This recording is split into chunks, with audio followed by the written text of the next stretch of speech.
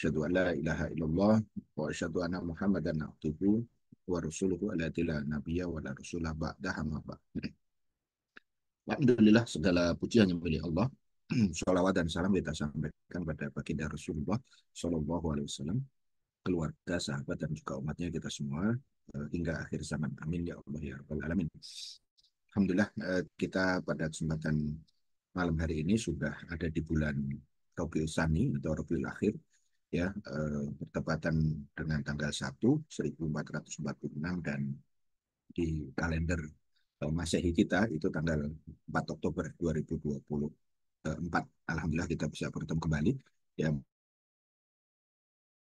ya kan Azhar, karena beberapa uzur saya mungkin baru bisa.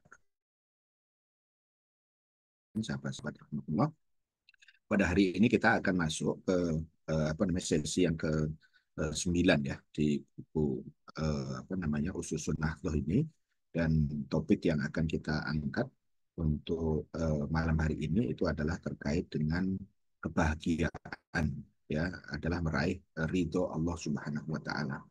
Jadi ini bagian dari buku yang menurut saya sangat menarik karena jarang buku membahas tentang topik kebahagiaan ya, kecuali biasanya kita dapat itu di buku-buku psikologi misalnya gitu ya. Jadi di buku-buku psikologi itu ada topik-topik yang biasanya terkait dengan happiness gitu ya. Nah, oleh karena itu dalam konteks buku ini ya, beliau penulis yaitu Syekh Ahmad Qussos itu kemudian memaparkan, dan ini saya coba elaborasi dalam beberapa bagian terkait dengan apa sebenarnya kebahagiaan yang kita cari ya, dengan kebangkitan yang sudah kita jelaskan pada kesempatan sebelumnya, karena sesungguhnya kebahagiaan ini adalah dalam rangka tentu kita uh, kaitkan dengan tujuan ya dari kebahagiaan. Itu adalah sebenarnya bagian dari kebangkitan ya, yang tentu arah kebangkitan, kalau orang bertanya kemana kebangkitan ya tentu harus harus harus jelas gitu ya, kira-kira arahnya itu gitu. Nah, di dalam Islam ternyata kemudian kebahagiaan itu adalah dalam rangka meraih keridhaan Allah Subhanahu wa taala. Nah, sebagai pengantar di bagian kitab ini itu disebutkan tentang perbandingan antara konsep kebahagiaan yang ada di Barat ya dengan yang ada di eh,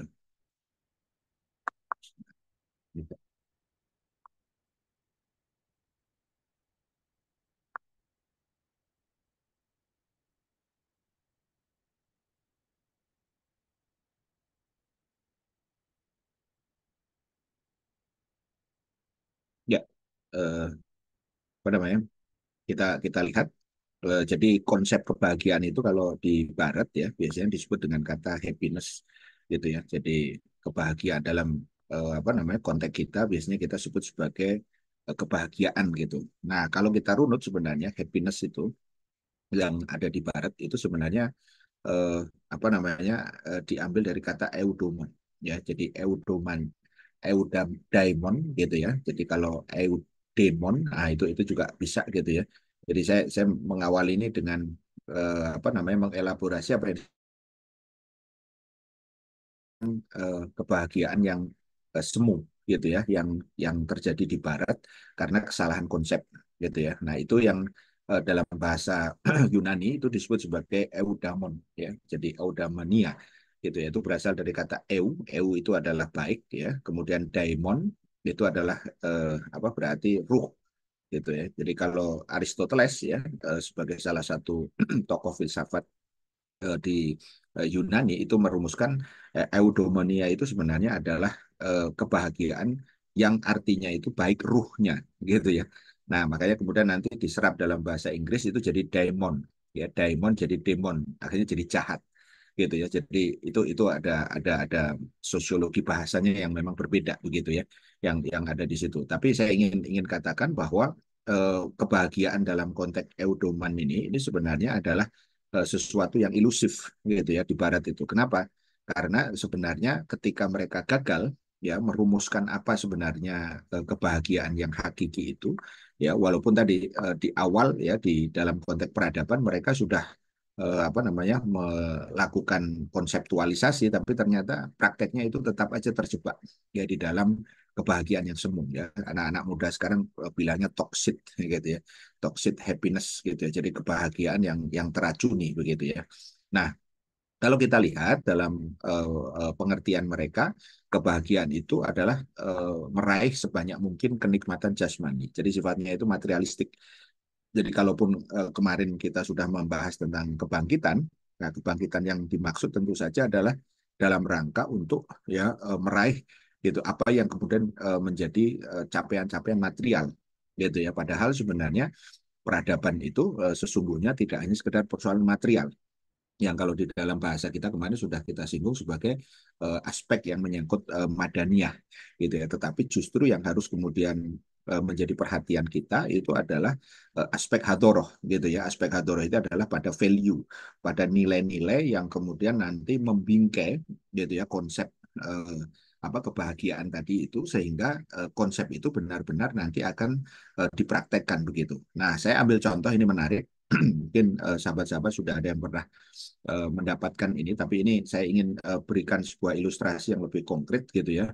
Jadi ketika tahun 2023 ya, seingat saya 2024 belum keluar Global Happiness Index ya. Ini dilakukan penelitian ya di seluruh dunia begitu ya, dan rutin ya dilakukan per tahun ya. Saya belum cek yang 2024 apakah sudah muncul atau belum. Tadi saya mengupdate belum ada. Saya ambil data yang paling akhir 2023. Jadi dengan skala paling kiri yaitu tidak bahagia, kemudian yang paling kanan itu paling bahagia, gitu. Terjadilah kemudian gambar ini. Ya, jadi ini warna-warna ini ya semakin mengarah ke kiri biru gitu ya. Itu makin ini keadaannya makin makin tidak bahagia. Ya, makin ke kanan ya warnanya ini cerah ya kuning emas gitu ya. Itu warnanya adalah bahagia. Nah, ternyata ya, kalau kita perhatikan di sini, ternyata yang paling apa namanya kuning ya warnanya itu most happy ya itu ada di Europe ya di Eropa, dan spesifik lagi itu adalah Finland gitu ya, Finlandia ya yang kita kenali. Nah, sementara kalau di Eropa itu yang paling tidak bahagia itu Ukraine ya atau yang kita kenal dengan Ukraina ya, karena memang dalam keadaan dia di eh, apa namanya terlibat dalam perang gitu kan yang menarik. Nah, ini saya ingin katakan apa Indonesia ya itu angkanya kalau kita lihat dari indeks ini, indeksnya itu dihitung dari 1 sampai 8 gitu ya. Jadi kalau mendekati 8 tentu paling bahagia. Nah, Finlandia itu kalau di sini angkanya 7,8 gitu ya. Jadi mereka oleh para peneliti itu ditanya apa sih yang membuat hidup Anda itu apa namanya bahagia gitu. Mereka menjawab, oh pendidikan baik, oh kesehatan baik begitu kan kira-kira, oh kesejahteraan ya mereka mendapatkan apa namanya istilahnya apa namanya income yang cukup dan seterusnya lah begitu kira-kira. Jadi memang sifatnya material, tidak ada itu ditanya Anda agamanya apa itu enggak gitu. Kemudian ada hubungannya dengan Tuhan atau tidak. Ya yang dihitung karena ini memang khas apa metode ilmiah kan sifatnya dia empirik ya, harus harus bisa diukur gitu ya. Apakah Anda sering diganggu jin atau tidak? Nggak ada pertanyaan itu gitu ya. Jadi dari sini kita nanti akan bisa lihat, nanti kita akan detailkan. Tapi kalau kita lihat seluruh dunia itu Finlandia itu sudah 6 tahun berturut-turut dalam Global Happiness Index. Jadi kalau kita mundur berarti 2023 ya 2022, 21, 20, 19, 18. Itu udah 6 tahun berturut-turut. Jadi dia sudah lebih dari hat trick. Kalau hat trick hanya 3 kali gitu ya. Ya, tapi ini sudah 6 kali, jadi double hat trick gitu ya. Nah, tetapi nanti kita akan lihat apakah betul ya yang bahagia dalam konteks indeks ini itu bahagia dalam artian sesungguhnya. Dan mungkin saya bisa memberikan pertanyaan, apakah nanti Bapak Ibu atau sahabat-sahabat kalau di apa namanya minta untuk misalnya gitu ya, milih tinggal di Finlandia atau tinggal di apa Medan atau kemudian di Bandung, di Jakarta, di Semarang atau kemudian di Surabaya misalnya begitu. Ya, itu nanti bisa kebayang gitu kira-kira kalau kalau apa namanya kita detailkan tentang Finlandia itu seperti apa. Nah, kita lihat di situ eh, apa namanya poin tadi saya sudah singgung. Jadi pembuatan indeks ini itu dalam konteks tadi. pertanyaannya adalah kepada responden, pada masyarakat, how satisfied they are with their lives. Ya, jadi bagaimana kemudian mereka tadi apa menikmati ya hidup itu. Nah, poin-poin pentingnya tadi itu nanti terumuskan dalam apa yang disebut dengan quality of life factors. Ya, jadi ada pendidikan, ada kesehatan, ada income, ada masalah keamanan dan seterusnya gitu kira-kira. Nah, kalau kita lihat 10 besarnya secara lebih apa namanya detail, kita kita bisa lihat di sini ada Finlandia, ada Denmark, ada Iceland, ya Islandia ya kalau dalam kita Israel. Nah, coba Anda perhatikan ini. Israel nomor 4 seluruh dunia begitu ya. Kemudian ada Belanda, Netherlands ya, mantan penjajah gitu ya. Kemudian Swedia, ada Norwegia, ada Switzerland, Swiss gitu ya, ada Luxembourg, ada New Zealand. Nah, ini yang pencilannya. New Zealand itu kan dekat kita. Ya, di paling paling paling apa namanya? Selatan ya, timur ke selatan begitu ya yang ada di situ. Nah, indeksnya ini rata-rata kalau angkanya itu di atas 7 ya. Ya 71 sampai 78 yang paling tinggi Finland gitu ya. Nah, ini tadi apa namanya Finlandia itu 6 tahun berturut-turut. Nah, nomor empatnya Israel gitu ya. Dan kemudian New Zealand itu nomor 10 gitu ya. Nah, kalau kita lihat sedikit ini tentang Finlandia. Mungkin kita apa traveling gitu ya. Jadi virtual traveling kita kita lihat bahwa dia memang masuknya wilayah Eropa. Jadi kita lihat di sini dia itu secara apa namanya geografis ya ada di dekat ini sebenarnya hampir di apa namanya di dekat kutub utara sebenarnya kalau kalau dari posisi. Jadi dia negara yang kategori negara Nordik ya yang terletak di Eropa Utara, anggota Uni Eropa, ya berbatasan dengan Swedia, Norwegia dan Rusia. Nah, dulu dia pernah menjadi bagian daripada Rusia. Nah, tapi setelah revolusi Rusia 1917 dia kemudian menghasilkan kemerdekaan gitu. Intinya kira-kira begitu. Nah, luasnya kira-kira hanya sekitar 334.424 km persegi, 10%-nya air, gitu perairan, ya daratnya tentu 90%. Populasinya hanya sedikit, hanya sekitar 5,5 juta, gitu ya. Jadi kalau dibandingkan, jangankan dengan Indonesia ya, yang 280 juta gitu ya, dengan Jawa Barat saja, yang jumlahnya paling besar di Indonesia ya, provinsi paling padat di Indonesia, itu jauh sekali ya. Di Jawa Barat itu sudah hampir 60 juta begitu ya yang ada di situ. Nah, PDB-nya tapi kita bisa lihat di sini 321 juta US dollar ya dalam konteks ini. Jadi kita kebayang lah per kapitanya juga 58.000 ya. Indonesia itu kira-kira mungkin sekitar 4.000 ya. Jadi 4.000 apa namanya US 4.000 apa namanya per kapita gitu. Jadi jauh sekali. Singapura itu kira-kira 30.000 begitu ya. Jadi memang kalau ya tentu ada plus minus ya dari apa namanya dari skala tersebut begitu ya. Nah, ini kira-kira gambaran umum. Kemudian nah yang menarik gitu ada banyak sisi gelap yang tidak diungkap.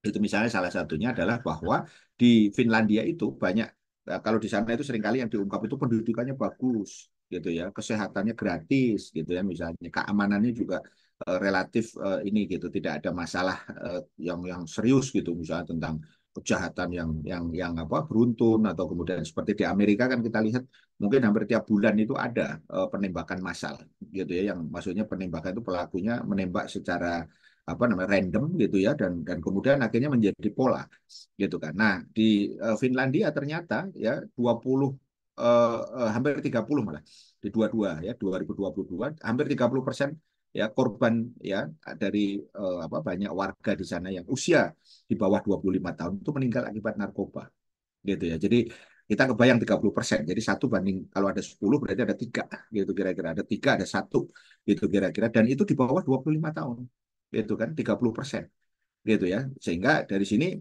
dicontohkan di sini ini panjang ceritanya saya hanya kutip sebagian misalnya ada seorang pemuda dia berusia 25 tahun pengguna narkoba namanya Niko dia mengaku pertama kali menghisap ganja itu ketika 12 tahun gitu ya. Jadi memang legal di sana gitu ya. Jadi relatif kemudian ini.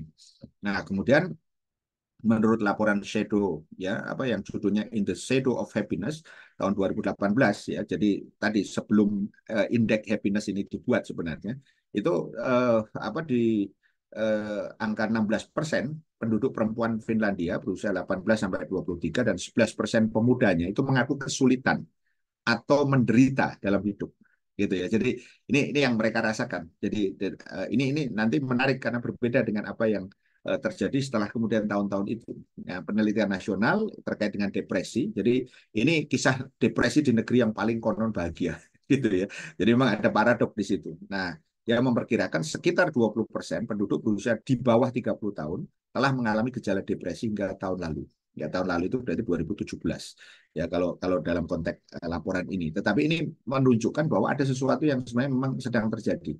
Mereka kemudian akhirnya ya mengkonsumsi selain tadi masalah narkoba, juga kemudian mengkonsumsi lebih banyak alkohol ketimbang warga negara Nordik yang lain. Nordik itu tadi ya, ada Iceland, ada Norway gitu ya, yang ada di situ, dan terjadi peningkatan penggunaan obat-obat terlarang pada usia 25 sampai 34 gitu ya. Jadi ada angka pengangguran juga begitu ya. Jadi maksud saya ingin katakan bahwa kayak seperti itu loh kondisinya di sana gitu kira-kira. Padahal penduduknya cuma 5,5 juta.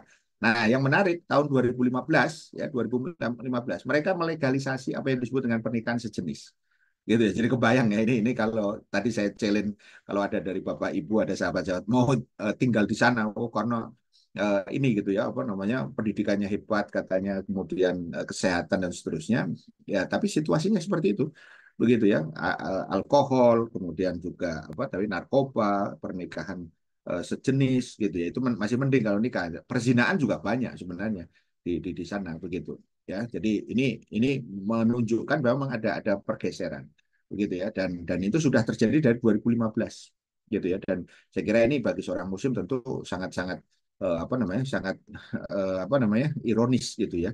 Kemudian yang lebih penting dalam konteks ekonomi mereka memiliki apa tingkat ya kewajiban pajak yaitu 56%. Udah Anda bayangkan kalau Anda punya penghasilan 100 juta, 56 jutanya itu harus dipajakin gitu kira-kira. Ya, makanya banyak di antara mereka ya meskipun ada yang mengaku walaupun ini pajak tapi kan nanti untuk pendidikan, untuk kesehatan gitu. Nah, karena yang ngomong itu salah seorang apa namanya yang informannya itu profesor hukum dan pajak ya pasti dia mendukung pajak gitu ya yang ada di situ. Jadi dari sini saya ingin katakan bahwa bahkan sampai karena pajak itu mereka kemudian terdorong untuk pindah warga negara. Jadi bukan pergi dalam pengertian traveling, ya mereka mungkin pindah ke negara tetangga, ada Portugal, ada Swiss, ada Singapura, gitu ya, yang kemudian justru tingkat pajaknya itu kemudian jauh lebih rendah, begitu kira-kira. Jadi saya ingin memberikan gambaran sedikit tentang Finlandia tadi agar maksudnya kita tidak mudah terstigma begitu saja atau apa opininya begitu apa indah begitu ya. Padahal sebenarnya ada banyak masalah di situ. Nah, kita lihat lebih detail ya tadi indeks happiness ini ya di North America, Amerika Utara ya yang paling bahagia di sini ya most happy-nya itu adalah Kanada gitu ya. Yang paling tidak bahagia itu Republik Dominika gitu ya. Ini angkanya berbeda ya. Jadi Kanada dengan Amerika itu nilai nilai indeksnya itu tipis ya 7,0 dengan 6,9 gitu. Jadi kira-kira sama-sama bahagianya lah gitu ya. Kita tidak tahu kalau presidennya seperti Trump itu apakah bahagia orang gitu ya nanti. Nah, ini satu, kemudian ini South America, Amerika Selatan itu yang paling bahagia itu adalah Uruguay. Nah, di sini indeksnya 6,5, sementara kemudian Venezuela itu paling tidak bahagia. Ya, indeksnya di sini 5,2. Jadi warnanya lebih ungu ya yang ada di sini.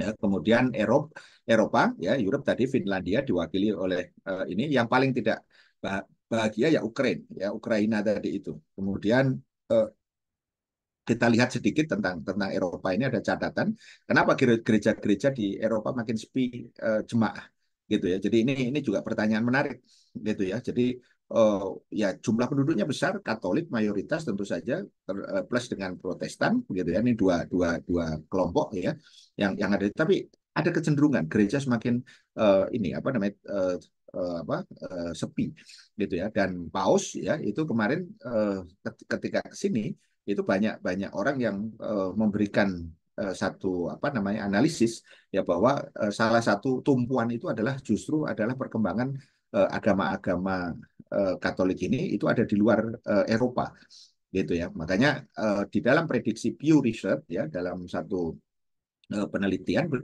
mereka ya Pew Research ini lembaga apa independen di Amerika di tahun 2015 mereka sudah memprediksi bahwa agama yang akan mengalami perkembangan yang paling pesat di dunia ya itu nanti adalah Islam gitu ya. Jadi Islam itu dari 2010 ini 40 tahun ya, apa prediksinya itu dari 2010 ke 2015, maaf 2050. Nah, di 2010 itu Muslim itu 1,6, nanti akan meningkat sampai 2,76 miliar. Sementara Kristen itu dari 2,17 hanya naik ke 2,92, begitu ya. Yang lainnya sedikit ya, di bawah ya, yang ada ini misalnya contoh Hindu itu dari 1,03 miliar sampai kemudian ke 1,38, yang tidak mengaku atau mengaku tidak berafiliasi itu selebihnya, begitu ya. Dan itu karena kemudian tadi Islam ini dipeluk oleh orang-orang yang ya secara alamiah mereka itu kemudian taat pada Islam, begitu ya, dan mereka dalam konteks keagamaan maupun dalam konteks keluarga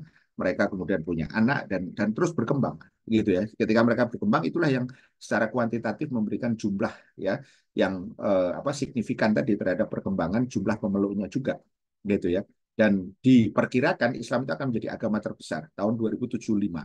Jadi kalau hari ini tahun 2024, maka Pew Research tadi itu masih di tengah jalan ya, dari 2010 ke 2024 berarti 14 tahun, dari 2024 ke 50, 2050 itu kira-kira masih 26 tahun lagi.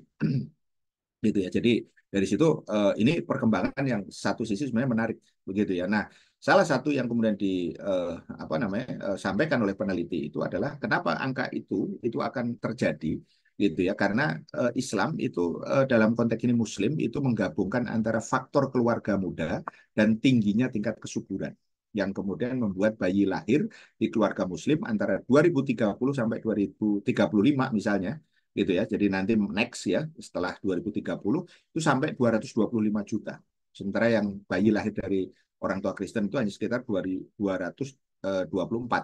Begitu ya yang ada di sini. Nah, data tahun 2015 tadi itu memperlihatkan bahwa apa 7,3 miliar penduduk dunia sekitar sepertiganya memeluk Kristen 31%, Muslim menduduki porsi kedua dengan 1,8 atau setara dengan 24%. Jadi antara 31 dengan 24 itu sudah mulai dekat gitu ya. Nah, yang menarik antara 2015 sampai 2060 jumlah penduduk dunia kira-kira ya itu meningkat menjadi 9,6 miliar.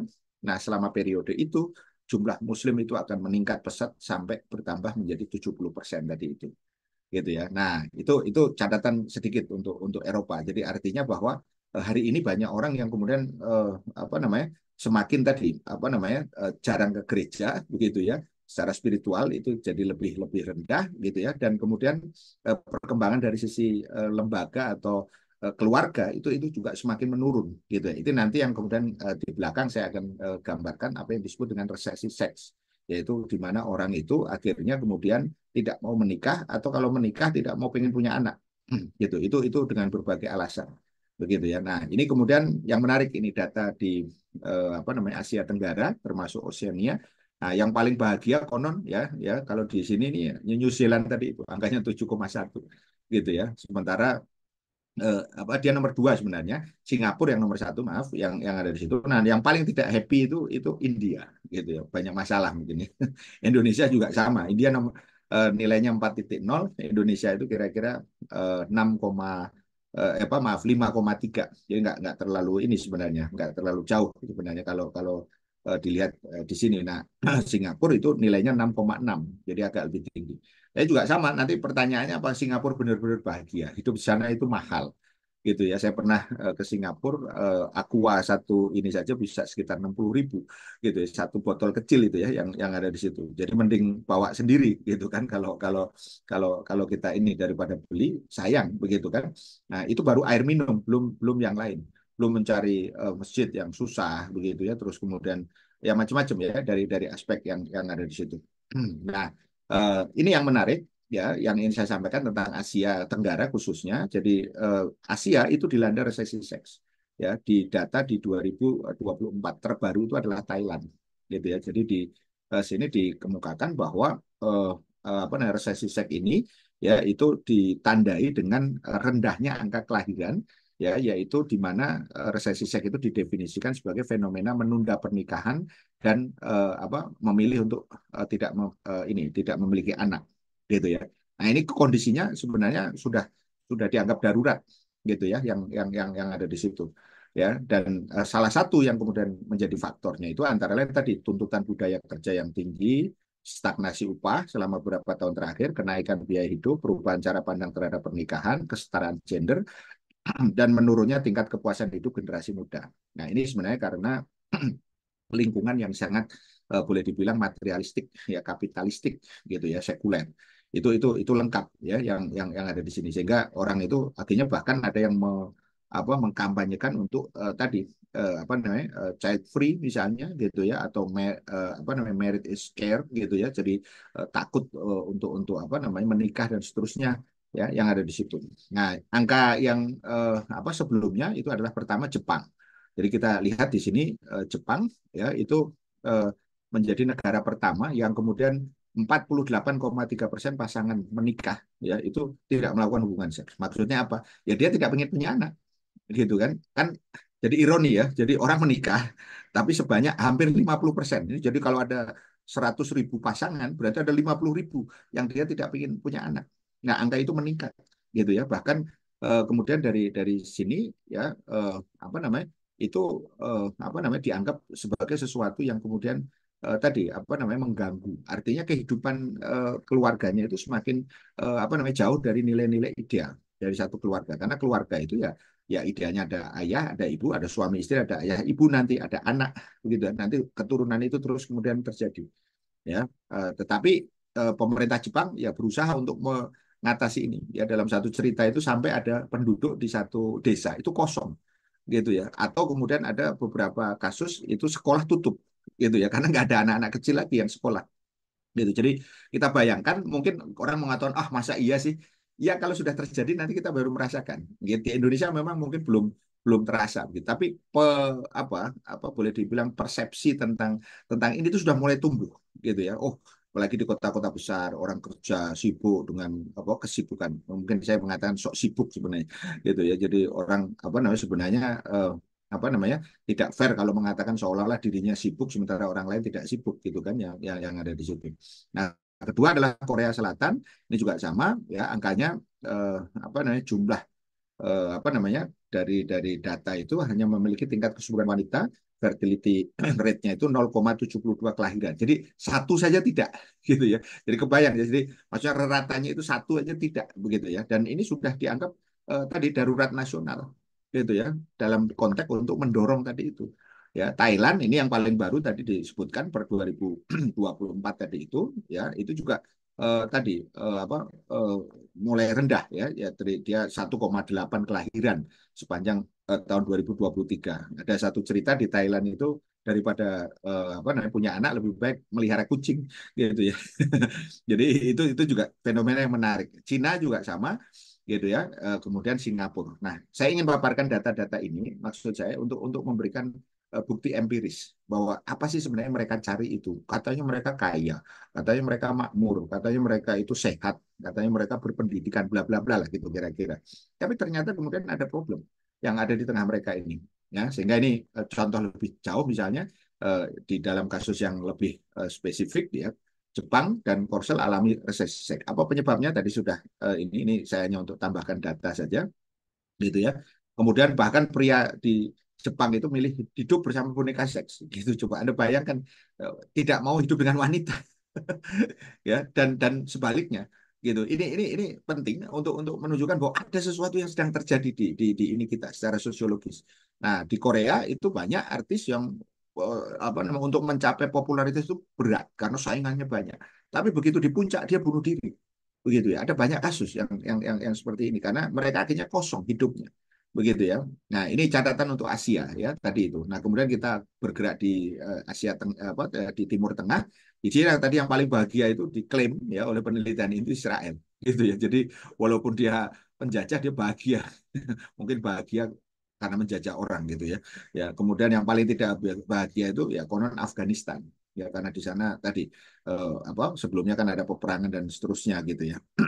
Nah, kemudian yang terakhir itu adalah Afrika di kawasan ini yang dianggap paling bahagia itu adalah Mauritius ya. Jadi Mauritius ini dianggap paling bahagia ya dengan angka 5,9, yang lain di bawah semua ya. Yang paling tidak bahagia itu Sierra Leone. Di sini angkanya juga sangat-sangat kecil, 3,1 ya, yang ada di sini. Ya, nah apa yang saya ingin sampaikan dan yang ditekankan oleh penulis buku tersebut dalam bab ini, ada 3 hal yang diabaikan Barat dan negara-negara yang mengikuti sebenarnya, termasuk tadi di berbagai belahan dunia, ya, termasuk di Asia dan Indonesia di dalamnya, yaitu tentang apa yang disebut dengan aspek ruhiyah. Jadi spiritualitas itu hilang, gitu. Makanya tadi itu untuk menjelaskan kenapa gereja itu kemudian sepi, gitu ya, dan banyak orang yang kemudian mengalami apa yang disebut dengan revolt. Revolt itu kembali ke Islam, gitu ya. Kemudian yang kedua itu adalah apa yang disebut dengan cara hidup. Jadi bagaimana cara hidup. Jadi kalau orang makan, misalnya dicontohkan ya, kalau orang makan satu satu apa namanya satu piring mungkin udah cukup, gitu ya. Tapi pertanyaannya sebenarnya bukan itu, tetapi adalah apa yang dimakan itu, gitu ya. Apakah semua dimakan atau kemudian dia makannya itu ingin berlebihan, sehingga dalam banyak data itu di Barat misalnya itu ada 2 titik ekstrim, ya.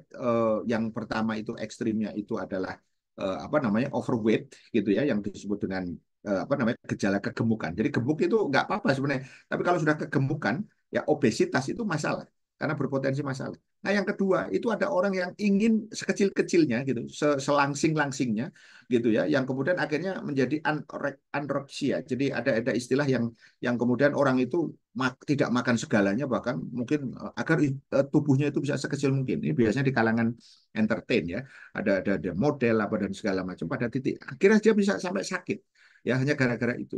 Jadi makan yang sebenarnya makan enak gitu ya, dia tidak makan, atau sebaliknya makan yang keenakan, aku makan sebanyak-banyaknya gitu. Nah ini perilaku-perilaku yang harus kemudian kita kita lihat nanti.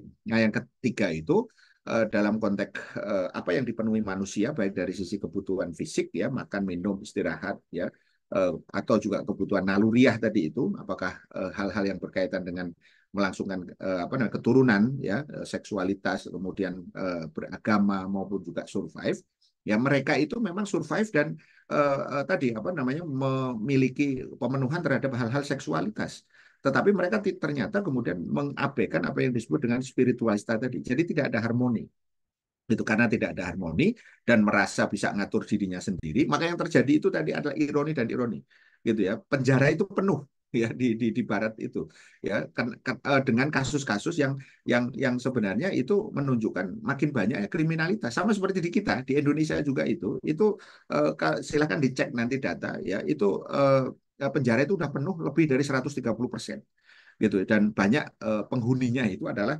para napi narkoba, begitu kan, yang ada di situ.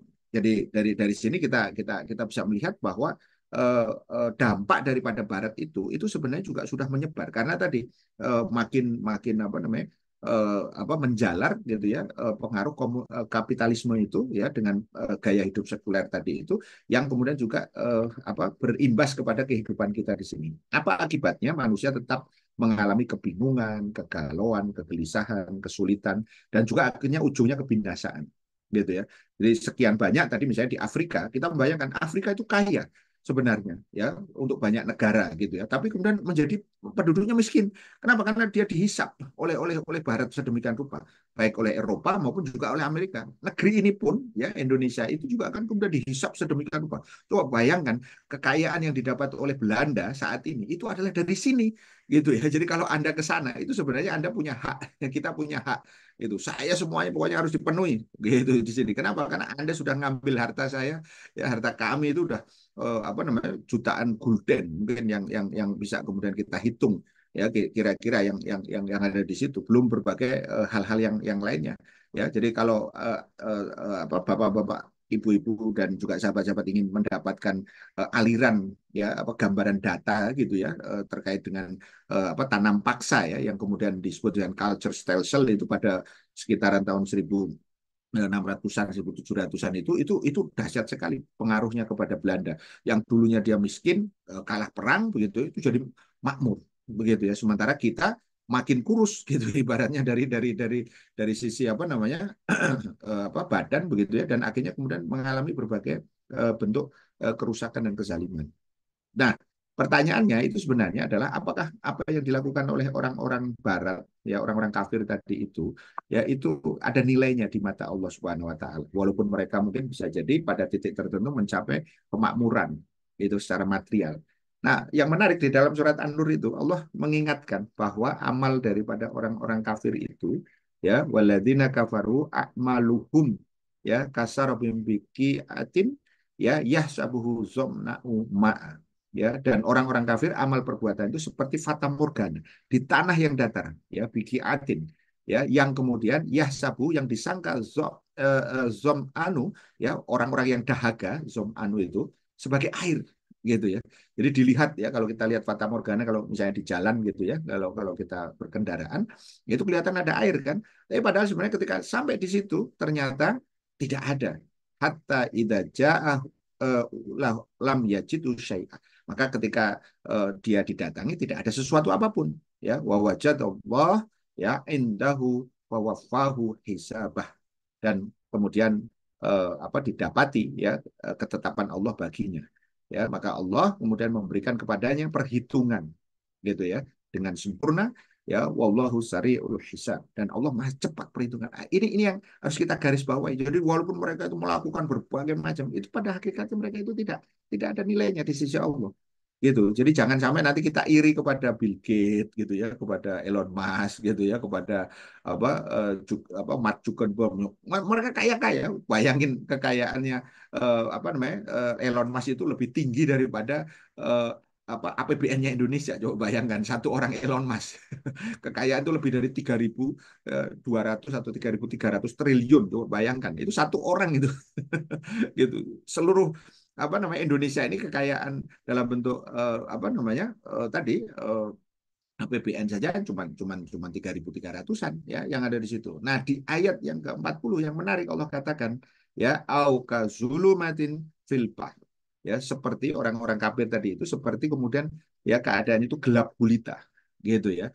Jadi di sini kalau kita lihat di lautan yang dalam ya fi bahrin ya lujiin yakshahu maujun min fauqihi maujun ya min fauqihi sahabu ya. Jadi apa namanya laut kalau kita pernah ini ya berenang di laut itu ya itu kalau kita masuk menyelam itu dalam itu pasti gelap ya.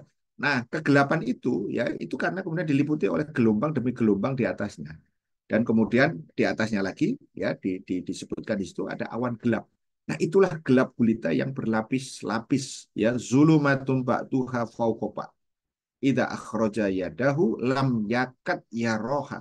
Dan kalau dia mengeluarkan tangannya itu tidak dapat melihat gitu ya jadi kita bayangkan itu betapa gelapnya itu keadaan itu ya wa malam yaj'alillahu lahu nuran ya famalahu min nurin ya barang siapa yang tidak diberikan cahaya atau petunjuk oleh Allah maka dia tidak akan punya cahaya sedikit pun artinya begini kaum muslimin jangan kecil hati tetapi juga kemudian harus mengambil pelajaran kok mereka bisa begitu itu padahal mereka katanya maju modern bla bla bla lah gitu kira-kira ya karena apa karena kebahagiaan hakiki dalam Islam itu bukan itu gitu ya bukan materi tadi itu ya tetapi dalam rangka meraih keridhaan Allah Subhanahu wa taala baik dalam keadaan lapang maupun dalam keadaan sempit. Ini yang menarik gitu ya. Makanya di dalam banyak ayat itu kemudian disebutkan ya bahwa manusia di dalam konteks Islam itu boleh memiliki apapun ya yang kemudian dia inginkan selama itu dengan cara-cara yang baik, yang benar tentu saja. Ya, maka di dalam ayat 14 misalnya dalam surat Ali Imran itu disebutkan zuzina linnasi hubus sahawati minan nisa. Ya, satu diciptakan atau dijadikan terasa indah dalam pandangan manusia ya cinta kepada apa yang diinginkan berupa wanita-wanita ya wal banin ya dan anak-anak ya kemudian wal qanatiril muqantarati ya harta-harta yang bertumpuk minaz zahabi wal fiddah emas dan perak. Kalau dulu orang itu hartanya kalau kita baca kisah Korun ya itu apa namanya ruang hartanya itu ada kunci-kuncinya. Jadi bukan seperti sekarang. Kalau sekarang ini nggak ada hartanya karena semuanya dalam bentuk digital, gitu kan kira-kira gitu ya. Nah dulu orang itu kalau mau masuk pintu harta itu buka satu kamar, oh isinya emas semua, perak apa segala macam. Pintu kedua, pintu ketiga. Makanya kemudian Korun itu disebut ya tiap hari tertentu dia kemudian pamer ini apa namanya pamer kunci-kunci hartanya tadi, rumah hartanya tadi itu kuncinya saya udah banyak, apalagi hartanya gitu kan. Nah itu nggak masalah manusia dalam konteks ini seorang Muslim itu untuk memiliki harta tadi, gitu ya. Kemudian wal khaili al musawwamah gitu ya. Jadi kuda-kuda pilihan. Kalau sekarang ini adalah kendaraan-kendaraan mobil apa dan segala macam. ya, kemudian wal an'am dan kemudian hewan ternak, wal harz dan juga kemudian sawah ladang, tanah ya dengan berbagai macam apa namanya istilahnya ini apa fasilitas dan ada di situ. Ya Allah katakan zalika mataul hayatid dunya. Itulah kesenangan hidup di dunia. Ya, wallahu indahu husnul ma'ab. Dan di sisi Allah lah tempat kembali yang baik. Artinya apa? Jangan sampai kemudian harta tadi itu atau berbagai kemudian ya rizki yang Allah berikan tadi itu akan membuat kita berpaling dari Allah Subhanahu wa taala. Yang menarik di ayat 214 dalam surat Al-Baqarah itu kemudian dikatakan ya am hasibtum antadkhulul jannata. Ya, apakah kamu mengira bahwa kamu akan masuk surga? Walam ya'tikum masalul ladzina khalau min qablikum. Padahal belum datang kepadamu cobaan seperti yang dialami orang terdahulu sebelum kalian. Ya, di antaranya mereka masad humul ba'sa'u. Mereka ditimpa dengan kemelaratan. Wadora'u dan juga penderitaan. Wazulzilu dan digoncang dengan berbagai cobaan. Hatta yakular rasulu waladina amanu ma'ahu mata nasrullah. Sehingga Rasul dan orang-orang yang beriman bersamanya itu kemudian berkata, kapankah datangnya pertolongan Allah? Maka kemudian Allah tegaskan, ala inna nasrullahi qaribun. Ya, sesungguhnya pertolongan Allah itu dekat. Dekat di sini itu maknanya pasti. Bukan dekat itu besok atau 5 tahun lagi, tidak. Tapi pasti akan datang pertolongan Allah. Ya, mau sekarang besok itu ketentuannya pada Allah Subhanahu wa taala. Maka usaha kita itu adalah bagaimana mendekatkan diri dengan datanya pertolongan Allah Subhanahu wa taala. Maka kita ingat ya ada sesuatu yang membuat kita menjadi tenang ya ketika kemudian doa baginda Rasulullah SAW itu kita ucapkan Allahumma inni as'aluka ya nafsan mutmainatan. Ya Allah aku memohon jiwa yang tenang. Ya karena bisa jadi banyak kegelisahan. Ada seorang apa namanya dulu mantan artis ya Kang Haji Hari Mukti almarhum. Beliau pernah cerita dalam satu uh, apa waktu gitu ya. Beliau itu dulu ketika menyanyi pada zaman itu sekali nyanyi bisa 50 juta. 50 juta itu mungkin kalau naik haji pada zaman itu bisa berkali-kali gitu ya. Kalau sekarang mungkin nggak cukup sekali gitu ya karena apa namanya satu kali yang reguler saja sudah lebih dari 100 juta gitu ya kalau tidak disubsidi gitu ya yang ada di situ. Nah, beliau itu ketika kemudian mendapati penyanyi yang lain ya pada saat itu ya belum belum hijrah begitu ya. Itu ada yang pokoknya oh si fulan itu penyanyi dapat 60 juta. Oh, itu hatinya ini. Oh, yang itu 70. Oh, yang itu 100 juta. Akhirnya uang yang 50 juta itu kelihatan kecil gitu. Tidak terasa besar. Padahal tadi saya katakan untuk haji bisa berkali-kali itu pada zaman itu pada zaman-zaman tahun-tahun itu gitu ya. Itu karena nafsan mutmainatan itu tidak ada. Jiwa yang tenang tadi itu. Tu'mina biliqaika, keimanan terhadap pertemuan denganmu. Watardo biqadaika, dan keriduan atas kodokmu ya watakna'u bi ika dan kemudian kona'ah atas pemberian dari coba bayangkan kalau kita itu dikasih Allah satu minta dua dua kasih tiga terus gitu ya maka dalam hadis Rasul mengatakan kalau anak Adam itu ya minta satu gunung emas gitu ya maka kemudian ya dia nggak akan cukup satu minta dua tiga sampai apa sampai kemudian tanah itu memenuhi kerongkongannya maksudnya itu udah ditanam udah dimakamkan gitu kira-kira yang ada di situ makanya jangan heran kalau yang korupsi itu adalah yang kaya-kaya, yang miskin-miskin bagaimana dia korupsi, korupsi apa gitu kan, yang ada di situ gitu. Makanya kalau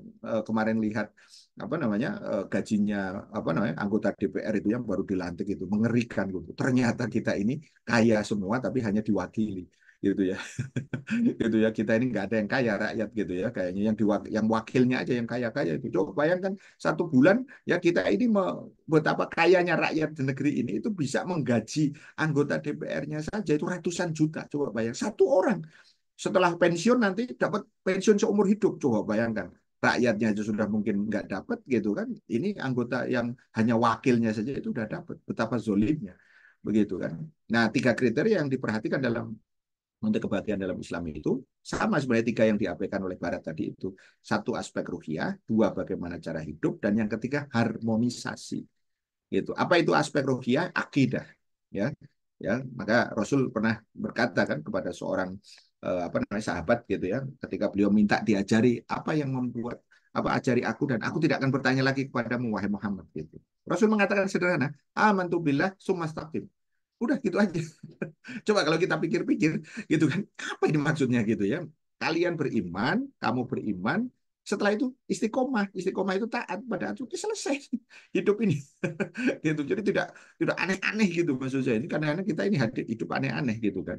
Maka aspek akidah inilah yang kemudian membuat Yasir ya dan Sumayyah, keluarga yang menjadi syahid dan syahidah pertama itu, ketika kemudian mereka disiksa sedemikian rupa, maka kemudian mereka tidak pernah berpaling ya daripada Islam. Bahkan kemudian mereka dengan tegas ya kemudian apa namanya menjawab ya ketika Rasulullah SAW itu apa namanya mengatakan ya isbir gitu ya, sabar ya wahai keluarga Yasir ya, sesungguhnya ya tempat kalian itu adalah surga gitu ya, sobrun ya ala Yasir mau itu jannah, karena sesungguhnya tempat kalian itu adalah surga. Maka mereka kemudian mengatakan Sumayyah, saya dapat melihatnya ya Rasulullah gitu ya. Mungkin orang sekarang wah itu mah udah anu itu sudah apa namanya istilahnya sudah ngaco, naudzubillah summa naudzubillah begitu ya.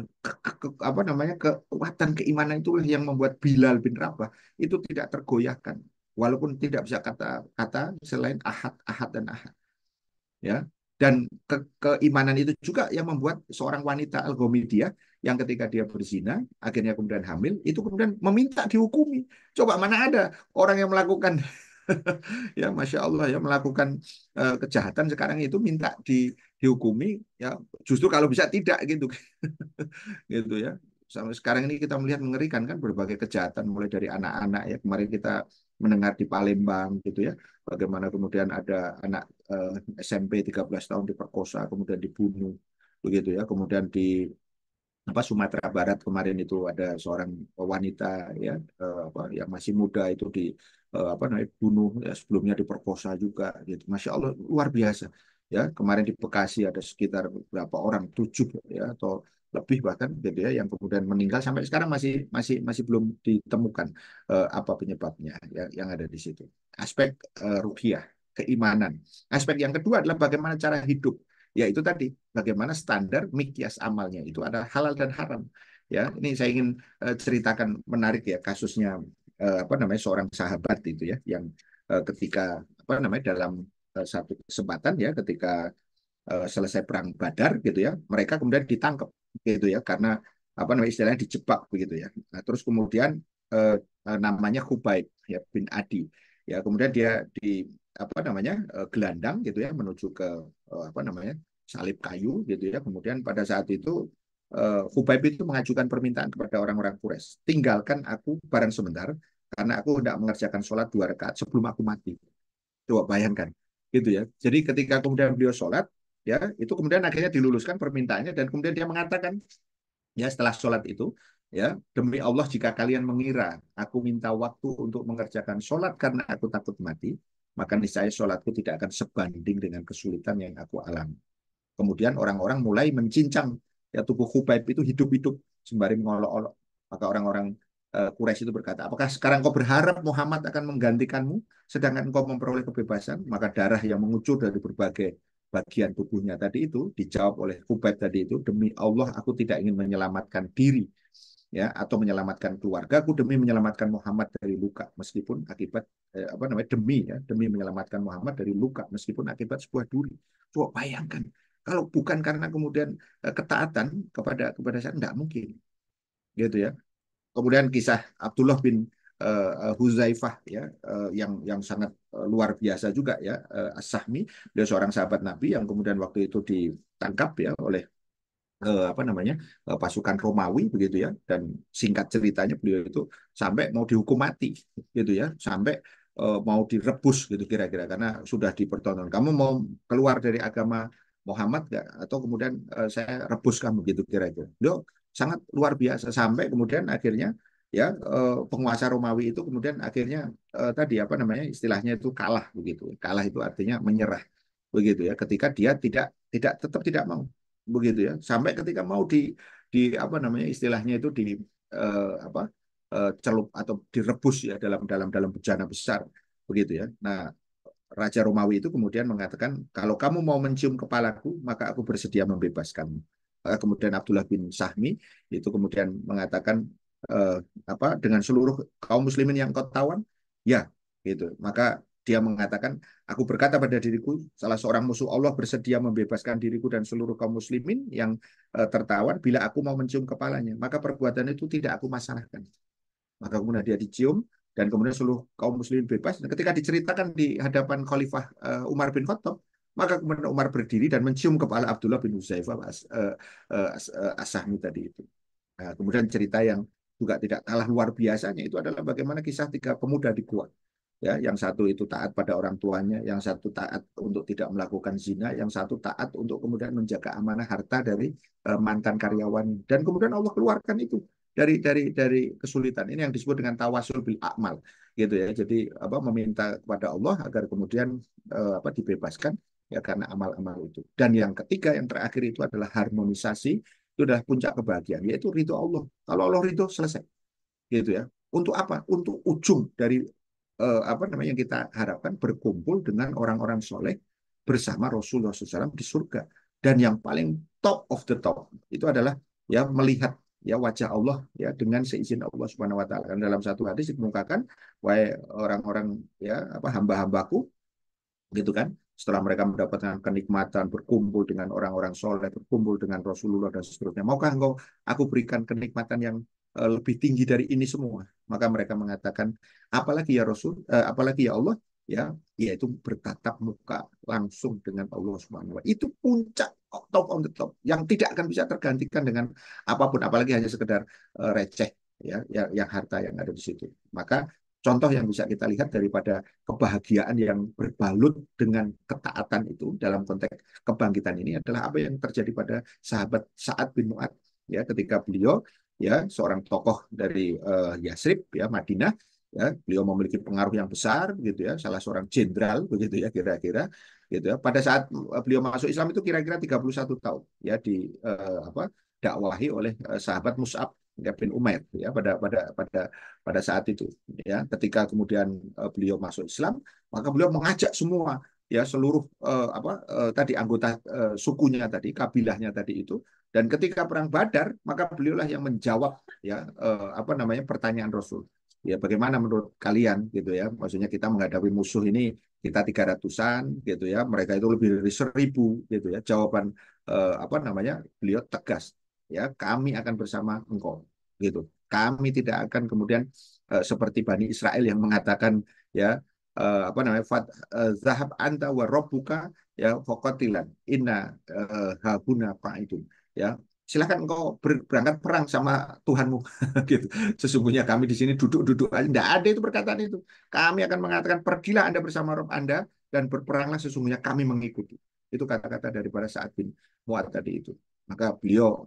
di apa gambarkan oleh Rasul itu adalah calon penghuni surga gitu dan ketika beliau wafat di usia 37 jadi hanya 6 tahun beliau coba bayangkan hanya 6 tahun bersama Rasul dalam keadaan Islam ya beliau terkenal salah satu yang memutuskan apa namanya hukuman ya untuk orang-orang Yahudi yang melakukan apa nih Bani Quraidah yang melakukan pengkhianatan yang kemudian itu difitnah oleh orang-orang kafir sebagai genosida itu ya yang kemudian itu membalik fakta genosida yang mereka lakukan ya Zionis apa namanya Yahudi hari ini kepada saudara-saudara kita di Palestina ya dan kemudian beliau mengatakan apa namanya ketika beliau wafat ya yaitu Sa'ad bin Mu'ad itu ya Rasul mengatakan ya ihtazu arusur rahman limauti Sa'ad bin Mu'ad ya aras Allah Subhanahu wa taala itu bergetar ya karena wafatnya Sa'ad bin Mu'ad dan kesaksian dari Abu Sa'id Al-Khudri beliau mengatakan aku adalah seorang yang menggali makam untuk Sa'ad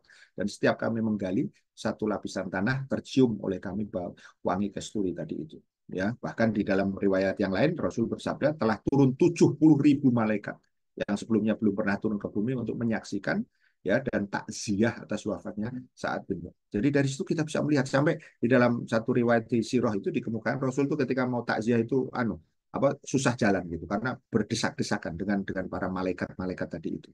Gitu. Nah, apa yang ingin saya sampaikan dari kesimpulan ini bahwa kebahagiaan dalam konteks Islam itu sangat berbeda konsepnya. Dan disinilah kemudian itu yang akan bisa kita lakukan di semua level.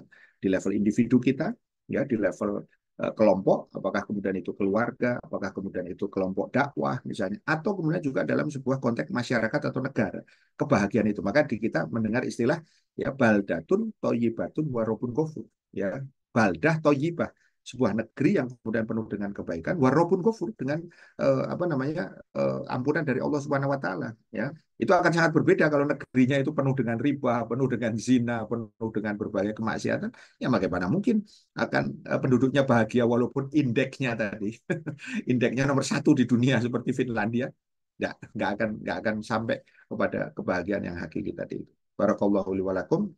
Kembali ke Kang Azhar. Assalamualaikum warahmatullahi wabarakatuh. Ya, alhamdulillah, masya Allah. Kita membahas satu tema yang, ya, kita membahas satu tema yang menarik, yang ini bisa dikatakan impian atau cita-cita setiap insan, setiap manusia. Dan nggak ada di antara manusia yang ingin lahir di dunia ini yang tidak bahagia. Dan ternyata Islam memberikan uh, jalan atau memberikan gambaran bahwa kebahagiaan yang hakiki sebenarnya itu adalah bagaimana mendatangkan ridhonya Allah Subhanahu wa taala. Nah, tinggal persoalannya hari ini kita di tengah-tengah kehidupan yang materialistik, apalagi di tengah diterapkannya ideologi kapitalis, maka terjadi pengkaburan makna kebahagiaan itu sendiri. Jadi oleh karena itu, buat Bapak Ibu, ini kita bisa diskusikan terkait dengan tadi ya, ada dua tema tadi yang disampaikan oleh beliau, karena ini kaitan dengan pembahasan bab sebelumnya, karena tema kita berkaitan dengan kebangkitan, dan juga ada tema malam ini adalah kebahagiaan. Dan bisa kita diskusikan ya, buat Bapak Ibu yang ingin berdiskusi, boleh kirimkan pertanyaannya ke kolom komentar atau berinteraktif langsung ya. Oke, Stan, untuk kesempatan pertama ini ada pertanyaan yang ingin saya tanyakan. Ya, Ya, bisa jadi silakan. ini menjadi diskusi awal kita. Ya, Um, Kalau kita bicara kebahagiaan, Ustaz, kalau ditanyakan, ini bahagia ini kalau diletakkan atau positioningnya itu pada perasaan atau pada pikiran, Ustaz? Karena ya, boleh jadi orang mungkin menganggap bahwa ada keterpisahan mungkin ya. Bahagia itu mungkin ukurannya perasaan, bukan pemikiran atau semacam perspektif ya atau persepsi. ya, Nah, jadi muncullah mungkin di tengah-tengah kita, oh dia bahagia, oh si Anu tidak bahagia, atau semacamnya, oh saya bahagia, si Anu belum tentu bahagia, ya, atau karena memang positioning bahagia itu belum terukur, Ustaz. Nah ini gimana, Ustaz? Jika ada ya, tanggapan. ya. Seperti yang tadi saya sampaikan, jadi sebenarnya tidak ada dualisme, ya. Jadi pikiran yang bahagia itu pasti akan melahirkan perasaan yang bahagia. Gitu ya. Jadi pikiran yang bahagia kalau dia tadi kan menggunakan akidah dan juga standar syariah dan juga kemudian tadi ketujuannya itu adalah keridhaan Allah. Apa yang terjadi kepada sekali lagi contoh yang sangat menarik daripada keluarga Yasir tadi itu ya, Yasir dan Sumayyah itu pikirannya kan paham bahwa kalau orang masuk Islam terus kemudian taat, kalaupun mati ya karena mempertahankan keislaman itu pikiran ya. Nah, sehingga kemudian ketika dia rasakan perasaannya itu kalau secara fisik dia sakit ya karena kemudian di apa siksa sedemikian rupa tetapi perasaannya tetap tidak goyah. Itu sama juga yang kita bisa jelaskan apa namanya pada Bilal, kasusnya Bilal gitu ya. Makanya di dalam Islam itu kebahagiaan itu tidak senantiasa dalam keadaan yang lapang, tapi bisa jadi dalam keadaan sempit. Tetapi pikiran dan perasaannya itu adalah sejalan gitu ya. Jadi dalam dalam konteks ini. Jadi yang merasakan tentu apa namanya hatinya, tapi yang mendasari itu adalah pikirannya. Maka dari situ kemudian antara pikiran dengan perasaan itu ya itu harus sejalan. Ya kalau tidak nanti akan split. Split personality itu begini. Saya itu sebenarnya kayaknya lebih bahagia dari dia, tapi karena pikirannya tadi itu iri, gitu ya, maksudnya di dalam apa ini ya, kayaknya nggak apa namanya nggak fair deh gitu ya. Kalau kalau saya misalnya apa saya punya gaji sekian sekian, kedudukan gini gini gini, tuh kayaknya si itu lebih bahagia dari saya. Itu karena pikirannya dia tidak mengikuti. Kenapa tidak mengikuti? Karena berarti dia tidak mensyukuri. Kan begitu kan? Apa yang kemudian dia dapat. Kenapa? Kalau dia berpikir sebaliknya, yaitu bahwa, oh saya lebih dari dia, harta saya lebih banyak, kemudian kedudukan saya lebih tinggi, mungkin apa keluarga, keturunan saya lebih baik.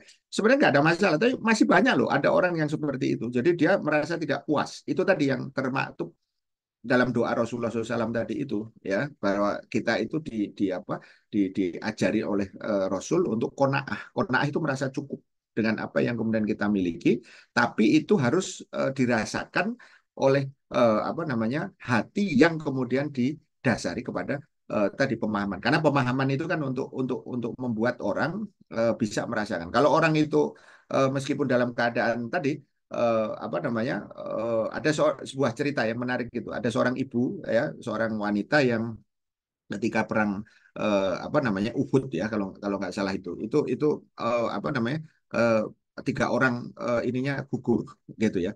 Nah ketika ketika gugur itu ada suaminya, ada apa namanya ayah, ada saudaranya, ada anaknya, laki-laki semua meninggal begitu ya.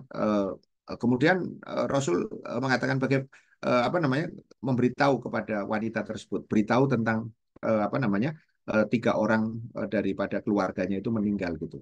Tapi kemudian beliau mengatakan dia nangis tentu saja karena suami apa saudara dan anaknya kemudian gugur ya syahid gitu. Tapi kemudian beliau minta diketemukan dengan Rasul. Gimana keadaan Rasul? Beliau mengatakan gitu. Gitu. Rasul baik-baik aja. Walaupun Rasul sudah mengalami kondisi yang anu juga parah juga ketika perang Uhud itu gitu. Tapi begitu beliau yakin melihat Rasul, maksudnya Rasul masih ada gitu. Gitu. Selesai itu beliau mengatakan segala sesuatu yang menimpa ya apa diriku itu artinya apa yang terjadi pada keluarganya tadi itu gitu ya ketika melihat engkau dalam keadaan alhamdulillah baik gitu ya baik itu artinya bukan berarti tidak luka ya tapi maksudnya baik itu masih hidup gitu ya yang ada di situ selesai itu kan luar biasa itu coba kita bayangkan tuh cara berpikir yang bagaimana itu bisa menerima ketika melihat Rasul dalam keadaan baik gitu ya suami, saudara, anaknya meninggal, dianggap selesai. Lebih kecil. Itu yang tadi disebut, kalau kemudian kita lebih mengutamakan ya harta kita, suami, istri, anak-anak, apa, jabatan, lebih dari Allah dan Rasul, gitu ya. Maka kemudian Allah akan kemudian memberikan azab nanti kan ini. Nah, ini yang pikiran itu kemudian nyambung dengan perasaan. Nah, itu seorang muslim itu begitu.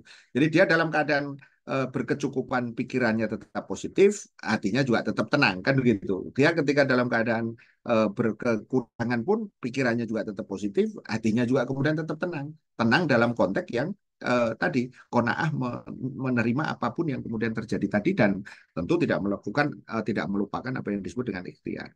Gitu. Sebagaimana yang kaya tadi bukan karena kekayaannya itu karena judol atau kemudian karena apa namanya itu apa korupsi dan segala macam maksudnya oh tenang saya kekayaan saya udah banyak itu karena hasil money laundering misalnya gitu ya itu naudzubillah kalau sampai seperti itu. Jadi di situ Kang eh, apa Azhar jadi dua dua aspek ini pikiran dan juga kemudian perasaan itu sebenarnya nyambung karena pikiran itu yang nanti akan membingkai akan membimbing ya perasaan karena perasaan itu kan tadi hasil daripada pemenuhan daripada tadi keinginan-keinginan yang sifatnya fisik maupun juga naluriah tadi itu sehingga kalau pikirannya itu bisa mengontrol ya ibarat seorang driver apapun yang dirasakan itu nanti tetap akan apa namanya baik gitu ya. Makanya seorang muslim itu ada satu hadis ya yang menarik itu beliau Rasulullah SAW itu mengatakan begini, sesuatu yang menakjubkan bagi seorang muslim. Kenapa? Kata Rasul, segala sesuatu perkara itu baik. Tuh. Kalau dia mendapatkan musibah, dia bersabar. Kalau kemudian dia mendapatkan nikmat, dia bersyukur. Dan semuanya baik gitu. Jadi dalam keadaan musibah saja itu baik gitu kan. Itu kan berarti pikiran dan perasaannya ya walaupun perasaannya sedih tadi kan tidak tergantung ini sedih tapi tetap itu bahagia itu yang membuat kita kalau bahasa sekarang tox happiness kebahagiaan semu jadi seolah-olah kan orang mungkin yang ya bukan syirik apa musyrik ya orang yang syirik itu akan mengatakan gitu kamu kalau sedih sedih aja gitu jangan apa namanya ditutup-tutupi iya sedih tapi saya senang seperti kasus wanita tadi itu, dia sedih kan, suaminya, saudaranya, sama anak laki-lakinya semuanya meninggal, tapi senang dia. Kenapa? Karena masih melihat Rasul dalam keadaan yang hidup. Selesai, gitu. Mungkin orang akan mengatakan, apakah boleh gitu sesederhana itu bahagia itu? Iya jawabannya gitu. Jadi tidak usah berpikir, karena kadang-kadang tadi banyak kita berpikir bahagia itu rumit gitu ya. Ya, bahagia itu rumit. Ya, makanya dalam hadis lain kan dikatakan kalau seorang muslim itu sudah dia bangun pagi, dia bisa kemudian melakukan ibadah, dia punya makanan untuk hari itu, ya, fine, selesai. Gitu. Jadi tidak mesti kemudian mikirin apa namanya anak sampai harus dicarikan apa namanya jabatan dulu, seolah-olah kemudian nanti kalau dia mati itu apa namanya anaknya akan apa kekal dengan jabatan itu dan macam-macam yang kayak gitu. Jadi tidak seperti itu. Akhirnya jadi rakus ya, jadi serakah dan ujungnya tadi itu rusak sebenarnya yang ada di situ. Iya, itu ya kira-kira Kang Asar ya. Iya, Ini eh, di ruang Zoom ada pertanyaan ya? ya sepertinya minta komentar ini Ustaz dari Ibu Ina nih Ustaz. Komentar Ustaz Ya, gimana Ustaz? saya jawab aja Bu Ina, rakyatnya bahagia. Ya, kalau melihat seperti ini, ya keadaannya tadi ya panjang ini Ibu, karena kan ya, anggota DPR itu memang sekarang lagi banyak dibicarakan karena di pelantikan sebelumnya banyak yang begitu dilantik ya, hari itu juga, siang itu juga ya SK-nya itu langsung dikembangkan ya, disekolahkan kata orang gitu ya, karena kemudian utangnya banyak gitu ya. Ya kalau ditanya kalau melihat ini pertanyaan rakyat bahagia loh, kalau saya tetap bahagia gitu ya, karena saya tidak mau kemudian terpengaruh dengan keadaan-keadaan itu gitu. Bahwa itu adalah buruk, jawabannya ya Bu gitu. Tapi saya tidak mau kejahatan itu atau keburukan itu mempengaruhi kebahagiaan saya gitu ya, karena saya tetap bahagia begitu ya, karena kebahagiaan itu pilihan ya, jangan lupa ya, kebahagiaan itu pilihan, choice gitu ya. Jadi dia itu adalah akan bisa kita dapatkan manakala kita tetap ada dalam konteks ketaatan pada Allah Subhanahu Wa Taala. Jadi ibaratnya begini, mau mereka jungkir balik sekalipun gitu, saya tetap bahagia. Jadi tidak akan Anda bisa merenggut kebahagiaan saya gitu. Tetapi jangan lupa, saya tidak akan membiarkan gitu ya. Ya, perilaku-perilaku Anda itu tetap berlaku. Makanya saya akan terus kemudian menyampaikan kepada masyarakat bahwa perbuatan Anda itu adalah pengkhianatan kepada rakyat sebenarnya. Gitu loh. Ya, ya itu sangat tidak fair sebenarnya ya. Dan saya mungkin tidak perlu banyak komentar juga gitu ya, karena sudah sangat jelas gitu. Coba bayangkan 5 tahun apa namanya jadi anggota DPR nanti bisa seumur hidup dapat pensiun gitu kan. Kan jadi emang lu siapa gitu gitu kan ya. Sementara tadi banyak saudara-saudara kita hari ini di PHK saja udah tidak ada pesangon, tidak ada ini dan segala macam. Sementara mereka enak-enak ongkang-ongkang kaki yang ada di situ dan kemudian masih dianggap sebagai orang-orang terhormat. Saya kira sulit untuk membayangkan. Tetapi apapun itu, Anda tidak akan bisa merenggut kebahagiaan dari saya, manakala saya akan terus taat, kita harus terus taat pada Allah Subhanahu wa taala. Karena kebahagiaan itu adalah manakala kita tetap taat kepada Allah Subhanahu wa taala. Itu ya Bu Ina ya di Palembang. Yang kedua ini izin Ustaz Ibu Sri, materi memang bukan menjadi faktor utama kebahagiaan, tapi dalam keadaan umat miskin, sakit, terzalimi, dibantu. Bagaimana kita bisa bertahan untuk tetap istiqomah dan tawakal dalam segala kesulitan. Pertama, Bu, kalau dari pengalaman itu yang akan bisa membuat kita bertahan itu adalah sandaran, gitu ya. Sandaran kita apa? Jadi kalau sandaran kita tetap Allah, artinya ada keimanan, itu insya Allah Allah akan memberikan jalan keluar. Itu mesti mesti fix di dalam diri kita, gitu ya. Meskipun kondisi umat ini luar biasa, masya Allah gitu, sangat sangat sangat inilah. Ya kita coba sekarang kita bayangan ini, ya tanggal 7 Oktober ya 2024 ini kan tepat 1 tahun nanti ya Senin nih, ya Senin itu 1 tahun apa namanya genosida yang dilakukan oleh apa Zionis ya kepada saudara-saudara kita gitu. Sekarang pertanyaan kita bisa apa? Kan tidak bisa apa-apa kecuali bahwa kita tetap harus ngomong gitu ya. Banyak orang yang mengatakan bahwa tidak cukup hanya ngomong. Oke, nggak apa-apa. Sebagian saudara-saudara kita membantu, itu tidak ada masalah dengan itu. Sebagian memboikot, tidak ada masalah. Tetapi kita juga ingatkan, itu nggak cukup. Dan nggak fair kalau kemudian hanya itu yang bisa kita lakukan. Maka kita seru kepada para penguasa untuk kemudian terus ya mengingatkan mereka. Anda tidak malu. Anda kemudian tidak apa namanya istilah takut nanti akan dihisap oleh Allah Subhanahu wa taala di akhirat, manakala Anda kemudian berdiam diri dengan menyimpan tentara-tentara Anda tadi itu ke apa barak-barak, sementara kemudian saudara-saudara Anda meminta pertolongan dan mereka sudah melakukan itu bahkan mungkin dengan teriakan yang terakhir. Gitu. Jadi artinya apa? Satu yang harus menjadi fondasi kita itu adalah sadaran, yaitu keimanan kita. Kemudian yang kedua, itu tentu saja adalah agar kemudian kita tetap bertahan dalam kondisi ini, ya tetap istiqomah itu. Ya.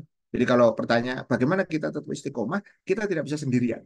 Karena sendiri itu pasti terbatas. Gitu. Makanya disitulah pentingnya di tengah-tengah umat ini ada jamaah, ada kelompok yang kemudian kelompok itulah yang akan memulai menginisiasi dan juga terus melakukan dakwah untuk membangun kesadaran di tengah-tengah umat tadi itu. Nah, di dalam jamaah itulah, jamaah dakwah itulah kemudian keistiqomahan itu akan bisa dijaga bersama-sama. Gitu, selain di keluarga dan apa namanya komunitas-komunitas yang ada itu adalah kelompok dakwah ini yang hari ini umat itu kemudian dianggap ya kayak anak anu aja anak tiri aja gitu ya. Misalnya kalau saya sering mengatakan dengan tidak adanya khilafah maka kemudian umat Islam itu seperti anak ayam tidak punya induk dan tidak punya rumah. Ya, anak ayam tidak punya induk itu berarti tidak punya pemimpin, tidak punya rumah itu tidak punya kemudian apa kekuasaan tadi dalam bentuk khilafah tadi itu. Sehingga dari sinilah kita kemudian akan bisa bertahan. Jadi dua hal itu ya, jadi keimanan yang tidak tergoyahkan tadi. Dan yang kedua adalah ketaatan kita, manakala kemudian ketaatan kita bersama-sama dengan jamaah. Hari ini yang bisa kemudian kita harapkan ya secara lebih kokoh itu adalah jamaah.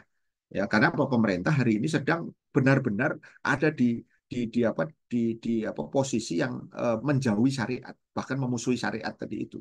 Gitu ya. Karena idealnya pemerintah harusnya bersama dengan syariat kan, artinya menjadi pelaksana dari syariat itu sendiri. Nah, disitulah pentingnya kita semua terus kemudian menggaungkan dakwah agar kemudian apa? Bukan hanya kita yang bertahan, tapi juga kemudian rakyat yang lain dengan bentuk apa? Pemimpinnya harus kemudian menjaga dan melindungi mereka. Nah, kalau pemimpinnya tidak ada, ya seperti inilah kemudian umat itu nanti akan semakin apa namanya mudah untuk diterkam oleh apa namanya binatang-binatang buas yang apa namanya terus ada di sekeliling mereka begitu kan. Gitu. Jadi itu saya kira Ibu Sri ya, apa dan mudah-mudahan menjawab sehingga disinilah pentingnya kita terus menggelorakan ya dakwah berjamaah ini agar kemudian kita tidak sendirian karena sendirian itu sekuat apapun kita itu pasti tidak akan bisa. Karena sesungguhnya kekuatan jamaah inilah yang kemudian nanti akan bertransformasi nanti pada waktunya ya itu akan menjadi kekuatan daulah. Jadi ketika kekuatan daulah itu kemudian pada satu titik tertentu nanti akan wujud, maka yang kemudian terjadi rakyat yang lain akan bisa kita lindungi. Mungkin orang mengatakan bagaimana melindungi saudara? Ya, faktanya kita tidak akan bisa melindungi secara efektif manakala kita tidak memiliki pemimpin yang secara tadi apa keseluruhan itu memiliki kuasa untuk kemudian melindungi rakyat, gitu ya. Jadi kalaupun ada kita bisa lakukan itu paling secara individu per individu atau apa namanya grup apa namanya apa in grup ya hanya grup dengan grup saja.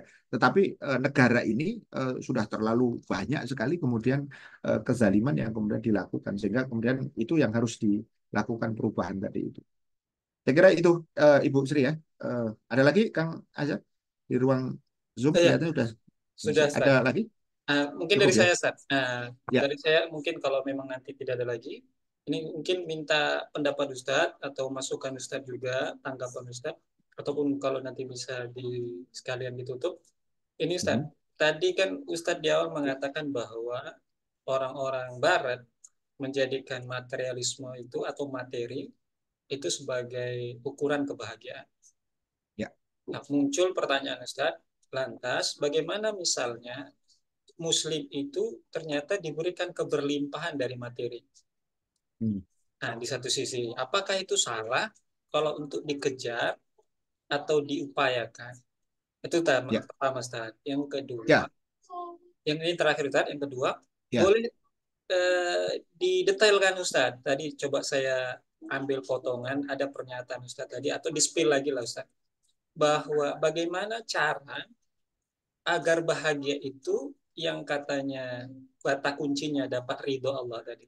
Nah, ini gimana caranya Ustaz? Karena kan belum Ya, stepnya kan belum disampaikan tadi nih. Nah, boleh jadi ya. dapat keberlimpahan, Mhm. tapi ridho. Nah, itu gimana Ustaz? Ya, tadi saya katakan keberlimpahan harta, materi segala macam, sebagaimana disampaikan Al-Quran juga, itu tidak ada masalah. Seorang Muslim ketika mengejar ya harta dan segala macam, ya itu tidak ada yang salah selama itu dilakukan dengan cara-cara yang kemudian dibenarkan syariat. Tapi pertanyaan berikutnya muncul begini, kalau sudah dapat buat apa? Gitu kan, gitu ya. Jadi itulah kenapa pentingnya tujuan hidup. Maka seorang Muslim ketika dia melakukan apapun itu harus kemudian dibingkai ya dan dipandu dengan tujuan hidup dia. Makanya kemudian kalau kita tadi katakan bahwa tujuan hidup kita itu adalah untuk menggapai ya keridhaan dari Allah Subhanahu wa taala, apa namanya top of the top gitu ya. Jadi tujuan dari segala tujuan begitu ya. Maka apa yang kemudian kita lakukan ya itu semuanya kalau kita punya harta, kita punya apa namanya kekuasaan, kita punya kemudian jaringan ya pertemanan eh, apa namanya networking dan macam-macam itu harus kita arahkan ke sana. Maka saya tidak setuju dengan istilah menyeimbangkan dunia dan akhirat.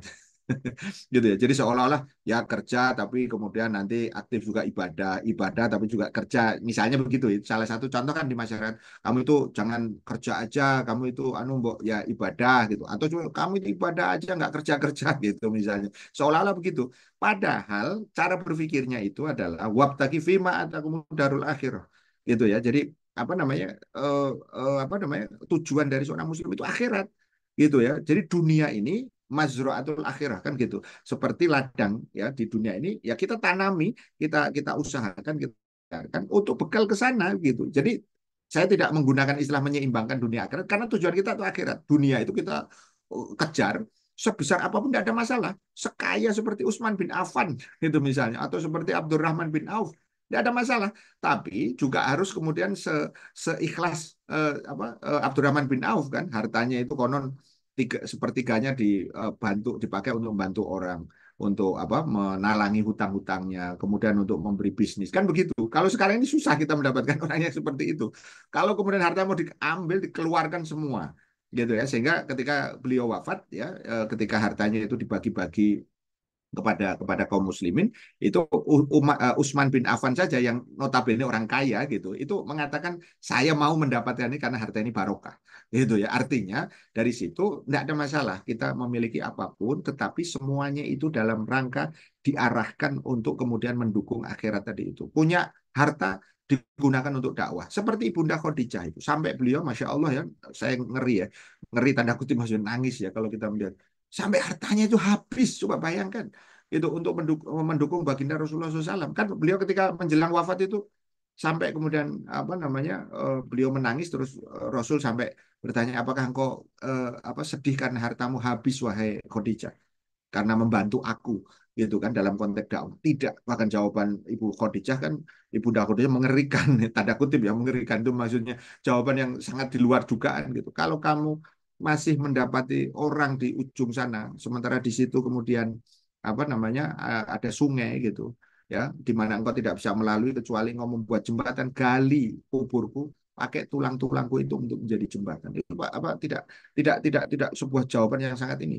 ya hartanya sudah habis ininya sudah seluruh apa ininya sudah habis nah sekarang yang kita butuhkan itu orang kaya itu jangan sampai nanti hanya sekedar untuk amal-amal yang sunnah gitu ya untuk kemudian memberi apa namanya sedekah gitu ya itu kan sudah saja gitu kan tetapi harusnya untuk kemudian mendukung dakwah mendukung jihad gitu jadi nanti harta-harta itu akan menjadi harta-harta yang kemudian nanti akan abadi abadi itu artinya kemudian apa namanya berkah ya di hadapan Allah Subhanahu wa taala sehingga dari situ maka kita eh, apa harus berusaha untuk kemudian tadi termasuk jabatan. Nah, saya sering kasih catatan itu Kang.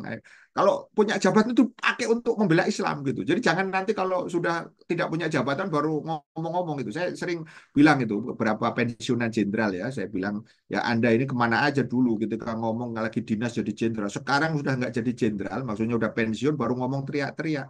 Sayang sekali gitu ya. Walaupun ya lumayan lah gitu. Ya daripada tidak berani ngomong kan gitu kan. Tapi kalau Anda dulu punya apa jabatan Anda pakai untuk kemudian pengajian, untuk apa para apa prajurit itu kemudian yang wanita itu pakai kerudung, syukur pakai kemudian jilbab lebih sempurna lagi, kan jauh lebih ini. Waduh, nanti saya di apa di sembelih Pak Ustadz gitu. Ya itulah risiko gitu loh jabatan itu jangan nanti ngomong teriak-teriak saya masih masih memberi garis bawah itu ya para jenderal yang baru berteriak setelah kemudian dia apa pensiun itu eh, nanti apa terlambat sebenarnya kalau dalam konteks kesempatan gitu ya meskipun dia masih hidup maksudnya terlambat itu kalau dia pakai itu dulu waktu itu kan bisa bisa akan apa berdampak lebih luas kalau sekarang dia ngomong ala lu sudah pensiun lu gitu nanti orang akan ngomong begitu gitu loh. Meskipun tidak berarti itu jelek gitu loh dalam dalam pengertian tadi itu. Nah, artinya Kang apa Azhar yang kedua tadi itu maka kita harus kemudian setiap kali melakukan sesuatu itu agar kebahagiaan itu ada di dalam setiap langkah kita itu sebenarnya kuncinya sederhana aja kok. Jadi yang pertama step pertama itu kita harus senantiasa memperbaharui keimanan kita agar kita itu makin yakin, makin kuat, makin kokoh begitu ya bahwa Allah itu bersama kita. Itu kata kuncinya seperti yang disampaikan baginda Rasul di Gua Sur itu ya kepada sahabat siapa namanya Abu Bakar As-Siddiq radhiyallahu an gitu ketika beliau kaget apa takut wah itu udah hitungannya hidup mati kan itu tapi beliau mengatakan ya la tahzan innallaha ma'ana kata kuncinya itu selama kita bersama Allah maka dalam banyak kesempatan saya mengatakan bersama Allah kita bisa apapun.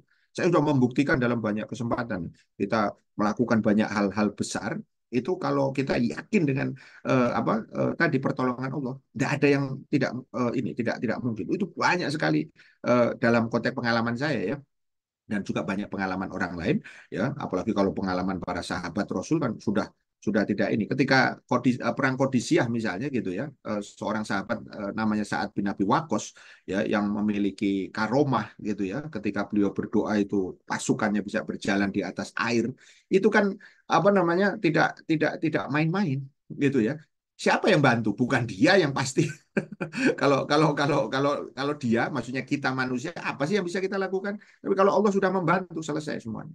Sebaliknya juga begitu, kalau Allah tidak menjadi sandaran kita, selesai juga kita, walaupun kekuatannya itu kayak apa, misalnya TNI segala macam itu banyak. Sekarang ini nggak ada nilainya kan, nggak ada efeknya gitu loh. Padahal tentara kita ini banyak gitu. Ya, nah yang kedua tadi itu adalah senantiasa kita memperbaharui ketaatan kita kepada Allah Subhanahu wa taala kepada hukum syariat. Gitu ya, sehingga kita senantiasa ada dalam apa namanya kondisi yang terjaga dan itulah tidak bisa sendirian. Karena kadang-kadang kita mungkin apa namanya khilaf kita kemudian apa namanya ada apa namanya berbagai tadi apa namanya istilahnya kondisi-kondisi yang tidak ideal sehingga kita butuh orang-orang yang kemudian bersama. Makanya salah satu kata kunci apa obat daripada hati itu adalah berkumpul dengan orang-orang yang soleh. Itu artinya apa? Bahwa kita harus ada di dalam satu jamaah yang kemudian kalau kita itu apa namanya khilaf, ada cepatnya membalikan. Oh, kalau khilaf itu bukan malah jadi kebablasan, sehingga oh, udahlah basah aja sekalian. Maksudnya kalau jahat sekalian jahat gitu kan, naudzubillah kan, yang ada ini. Tapi balik-balik gitu kan karena berapa banyak orang yang kemudian ketika dia diselamatkan maksudnya dari ketersesatan itu akhirnya dia nanti mendapatkan ujungnya kebahagiaan tadi itu jadi kata kunci kedua itu adalah sandarannya itu adalah kepada aturan Allah jadi itu saja dan itulah yang saya rangkum dengan kata-kata yang tadi diucapkan baginda Rasul kepada seorang Arab Badui tadi itu katakanlah kepada aku satu kalimat setelah itu aku tidak perlu bertanya lagi gitu ya mungkin saya akan gunakan kalimat ini saya katakan sekarang dan jangan bertanya lagi semuanya yaitu apa? Amantu billah tsumastaqim gitu ya. Jadi berimanlah kamu dengan benar ya, tentu dengan segala rinciannya dan beristiqomahlah. Sehingga dengan taat pada Allah itu keridhaan itu nanti pasti akan kemudian apa namanya ada di apa namanya di dalam setiap gerak langkah kita. Tetapi jangan lupa kalau kita meninggalkan tadi keimanan dan yang kedua adalah kepada keistiqomahan pun kita kemudian abaikan bahkan kita tinggalkan maka jangan berharap keridhaan Allah itu akan ada dan keridhaan Allah itu salah satu bentuknya adalah pertolongan atau nasrullah terhadap apa yang kemudian kita cita-citakan. Nah, mudah-mudahan ketika kita bercita-cita untuk tegaknya syariat ini, mudah-mudahan akan semakin Allah apa namanya mudahkan ya dengan pertolongannya. Amin ya Allah ya Rabbal Alamin. Mohon maaf kalau ada hal yang tidak berkenan, mudah-mudahan bermanfaat. Itu saja yang bisa saya sampaikan. Assalamualaikum warahmatullahi wabarakatuh.